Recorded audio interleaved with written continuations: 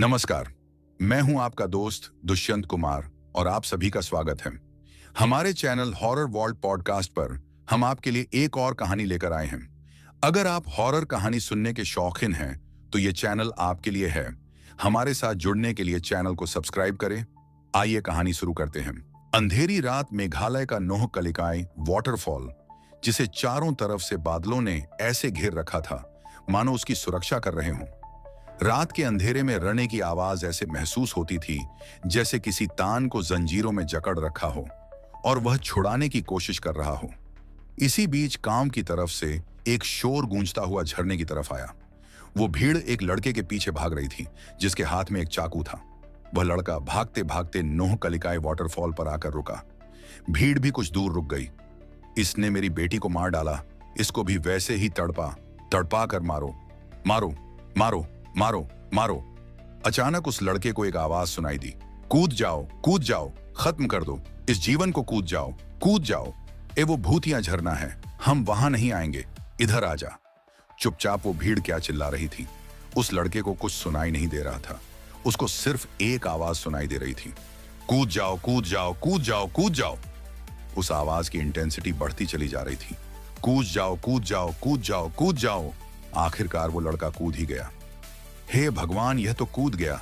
आज तक यहां कोई मरा नहीं था, आज ये मर गया। चलो वापस चलो, आज के बाद कभी कोई यहां लौट कर नहीं आएगा। वो सारी भीड़ अपने अपने घर को लौट गई। इस घटना के कुछ साल बाद मेघालय से लगभग 2000 किलोमीटर दूर दिल्ली में राजेश नाम का लड़का अपने माँ बाप को सोलो ट्रिप पर मेघालय जाने के लिए मना रहा था। सोलो ट्रिप मतलब अकेले जाएगा तुझे? हो क्या गया है राजेश? अरे माँ, सोलो ट्रिप का मतलब ये नहीं कि मैं सच में अकेला हूं। आजकल ग्रुप ट्रिप होती है, ट्रैवल एजेंसी सब अरेंज करती है। तू हमें बेवकूफ समझता है क्या? पापा, मैं बच्चा नहीं हूं और हम ग्रुप में जाएंगे जिसमें अजनबी लोग होंगे, पर सबकी डेस्टिनेशन सेम होगी। फिर भी अजनबी लोगों के साथ कैसे भरोसा कर सकते हैं? माँ, हर कोई ट्रिप पर एंजॉय करने के लिए ही आता है। प्लीज मुझे रोकिए मत, मुझे जिंदगी में कुछ नया एक्सप्लोर करना है। काफी देर तक बहस के बाद राजेश ने अपनी मां को लगाकर मना लिया। पिता थोड़े अनमने तो थे, लेकिन उन्होंने भी अनुमति दे दी। ठीक है, लेकिन कोई गड़बड़ हुई तो सीधे घर वापस आना, समझे जी? पापा बिल्कुल। अगले दिन राजेश ने अपना सफर शुरू किया। दिल्ली से मेघालय तक का सफर लंबा था। ट्रेन में सफर के दौरान उसने अपने ग्रुप के लोगों से मुलाकात की। मनदीप, इरफान, सलीना, ज्योति और राहु। ट्रेन का सफर खत्म होने के बाद उन्होंने बस से अपनी मंजिल की तरफ बढ़ना शुरू किया। ये पहाड़ और हरियाली देखकर तो मन ही शांत हो गया। Seriously, it's amazing. बस अब एक पतली सी सड़क पर चल रही थी। घना जंगल चारों तरफ से फैला हुआ था। तभी अचानक बस का रेडियो चालू हो गया। तुम लोग यहाँ क्यों आए हो? वापस चले जाओ। रेडियो किसने चालू किया?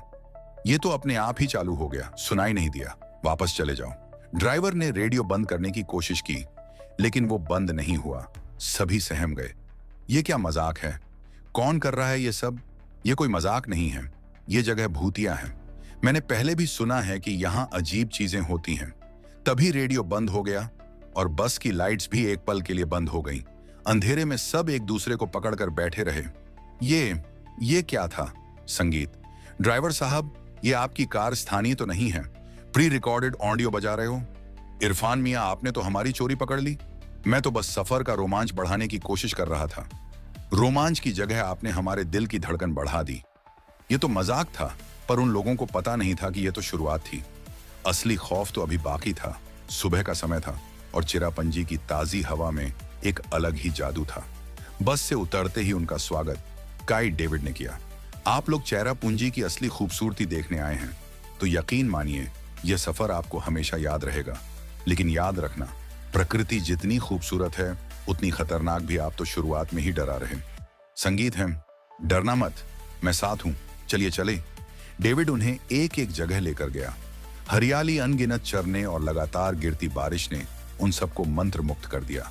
बादर के पीछे चलते हुए उन्हें ऐसा लग रहा था जैसे वह किसी जादुई दुनिया में आ गए हों। यह जग तो सपनों जैसी है, मैं यही रहना चाहती हूँ। यहाँ सिर्फ घूमने में मजा है, रहना मुश्किल है। हमेशा बारिश जो होती है, जो भी हो, यह सफर जिंदगी भर याद रहेगा। घूमने के बाद वो एक छोटी सी ढाबे नुमा जगह पर बैठे।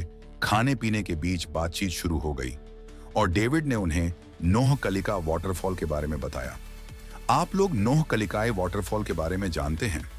बस इतना पता है कि एशिया का सबसे ऊंचा झरना है। यह सिर्फ झरना नहीं, इसके साथ एक खौफनाक कहानी भी जुड़ी है। कहानी के मुताबिक कई साल पहले यहां एक महिला रहती थी जिसका नाम लिकाई था। उसने अपने बेटी को पालने के लिए दूसरी शादी की, लेकिन उसका दूसरा पति बहुत ही क्रूर था। उसने लिकाई की बेटी को मारकर उसका मांस पका दिया। जब लिकाई को यह सच्चाई पता चली तो उसने इस झरने से कूदकर जान दे दी। तभी से इसे नोहकलिकाई वाटरफॉल कहते हैं।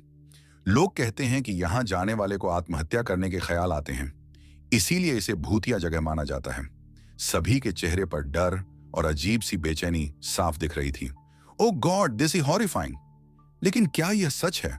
मैंने ये चीज फर्स्ट हैंड एक्सपीरियंस की है। मैं आपको वहां जाने की सलाह नहीं दूंगा।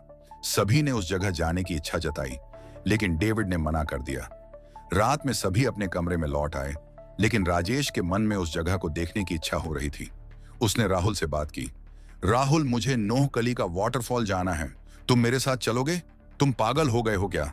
डेविड ने मना किया था ना, बस एक बार देखेंगे और लौट आ जाएंगे। यार प्लीज, ठीक है, पर जल्दी वापस आना होगा।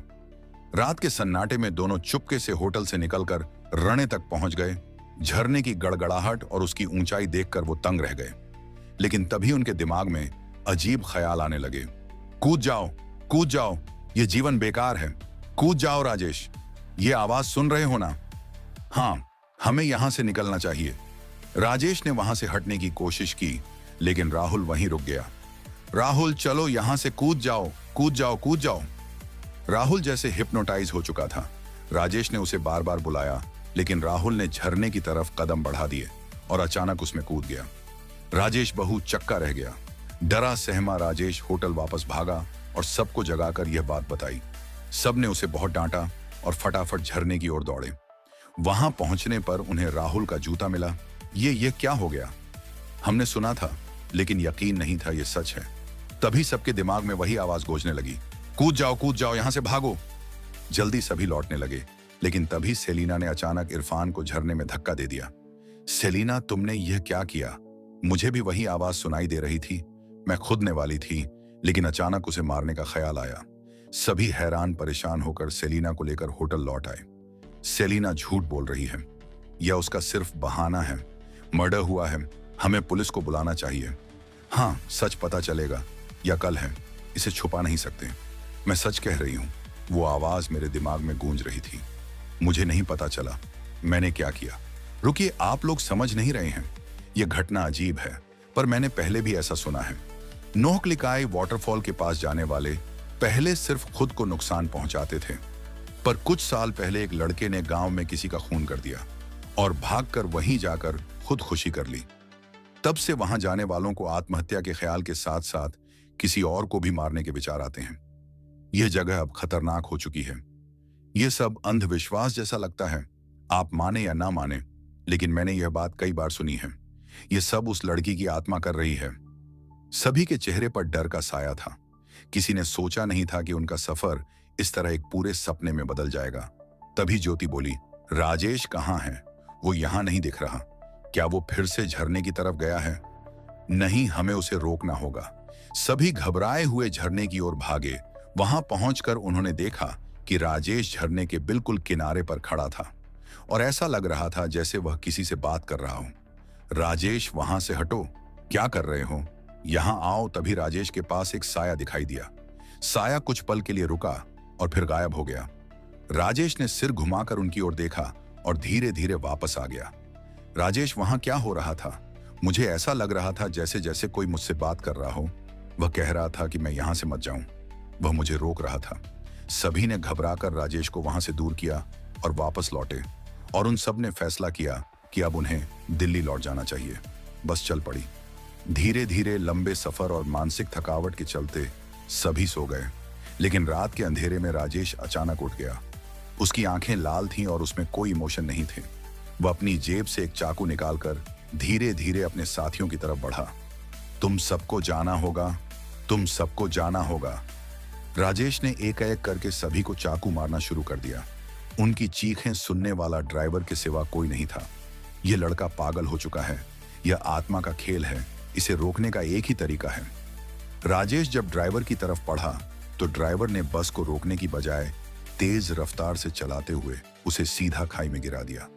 बस एक जोरदार धमाके के साथ नीचे गिरी और पल भर में आग की लपटों में घिर गई। राजेश, ड्राइवर और बाकी सभी की मौत हो गई। अगर आपको यह कहानी पसंद आई हो तो कृपया हॉरर वॉल्ट पॉडकास्ट चैनल को सब्सक्राइब करें। हमें कमेंट में बताएं कि आपको इस कहानी का कौन सा हिस्सा सबसे ज्यादा डरावना और दिलचस्प लगा है। और हाँ, ऐसे और भी डरावने और रहस्यमय रोमांटिक किस्सों के लिए बेल आइकन को दबाना ना भूलें ताकि आप कोई भी नई कहानी मिस ना कर सकें। अब तक के लिए इतना ही। अगली कहानी में हम जल्द ही फिर से मिलेंगे। धन्यवाद।